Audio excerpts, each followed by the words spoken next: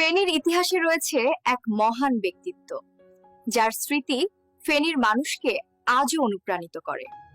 ফেনীর নিচকুঞ্জরা গ্রামে জন্ম নেওয়া সেই মহান ব্যক্তির নাম শমসের গাজী। যুদ্ধ, সংগ্রাম আর ত্যাগের ইতিহাসে ফেনী গর্ব করে শমসের গাজীকে নিয়ে। এই বিপ্লবী শাসক 1800 শতকে ব্রিটিশ উপনিবেশিক শোষণের বিরুদ্ধে ছিলেন প্রতিবাদী কণ্ঠস্বর। আজকের ভিডিওতে আমরা শমসের গাজী সম্পর্কে জানার চেষ্টা করব। তো চলুন শুরু করা যাক। শমসের গাজী 1705 খ্রিস্টাব্দে ফেনীর ছাগলনাইয়া থানার নিচকুঞ্জরা গ্রামে জন্মগ্রহণ করেন। শৈশবে তিনি বড় হয়েছিলেন শুভপুরের তালুকদার নাসির মাহমুদের আশ্রয়ে। যুবক বয়সেই দৃঢ় সাহস আর বুদ্ধিমত্তার মাধ্যমে পৌঁছে গিয়েছিলেন ক্ষমতার কেন্দ্রবিন্দুতে। তালুকদার নাসির মাহমুদের মৃত্যুর পর খাজনা আদায়ের দায়িত্ব হাতে নেন শমসের গাজী। সেখান থেকেই শুরু হয় তার উত্থান।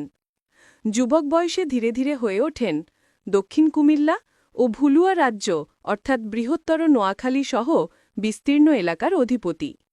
1740 সালের দিকে তিনি এক অদম্য শক্তি নিয়ে ত্রিপুরার মহারাজ যশোমাণিক্যকে পরাজিত করেন, দখল করেন রাজধানী উদয়পুর।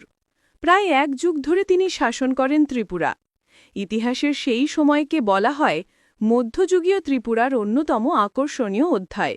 শমসের গাজী ছিলেন প্রজাদরদী শাসক। পাহাড়ি ঢলে ফসল নষ্ট হলে তিনি কৃষকদের 1 বছরের খাজনা মওকুফ করতেন। কখনো বিনা খাজনায় জমি দিতেন তাদের। জনকল্যাণে নির্মাণ করেছিলেন রাস্তা, বাজার, দিঘি। আর জলদস্যু ও মগদের হাত থেকে মানুষকে রক্ষার জন্য গড়ে তুলেছিলেন শক্তিশালী বাহিনী। তাই সাধারণ মানুষ স্নেহভরে ডাকত তাকে ভাটির বাঘ। কিন্তু ভাগ্যের পরিহাসে বাংলার রাজনীতি পাল্টে যায় দ্রুত। নবাব সিরাজউদ্দৌলার পতনের পর ইংরেজ ইস্ট ইন্ডিয়া কোম্পানি প্রভাব বিস্তার শুরু করে। তখনই শমসের গাজী হয়ে ওঠেন তাদের প্রধান শত্রু। ইংরেজদের আক্রমণ ঠেকাতে তিনি তৈরি করেছিলেন একটি সুড়ঙ্গ পথ, যা আজও তার দূরদর্শী নেতৃত্বের সাক্ষী। অবশেষে ব্রিটিশদের যোগসাজশে ত্রিপুরার মহারাজ কৃষ্ণমাণিক্য ও বাংলার নবাব মীর কাসেম তার বিরুদ্ধে ষড়যন্ত্রে লিপ্ত হয়। আলোচনার নামে তাকে আমন্ত্রণ জানানো হয়েছিল, কিন্তু সেটি ছিল এক মিথ্যে ফাঁদ। সভাস্থলের আড়ালে লুকানো কানের গর্জনে প্রাণ হারান শমসের গাজী। আজও শুভপুরের দিঘি, সুড়ঙ্গ আর লোককাহিনী মনে করিয়ে দেয় এক ভয়ঙ্কর সাহসী মানুষকে, যিনি কৃষকের জন্যে লড়েছিলেন, অন্যায়ের বিরুদ্ধে দাঁড়িয়েছিলেন।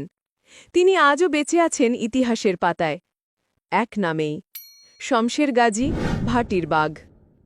ভিডিওটি কেমন লেগেছে অবশ্যই কমেন্ট করে জানাবেন। ফেনী জেলার এরকম আরো ইনফরমেটিভ ভিডিও পেতে আমাদের পেজ ফলো করুন। ধন্যবাদ।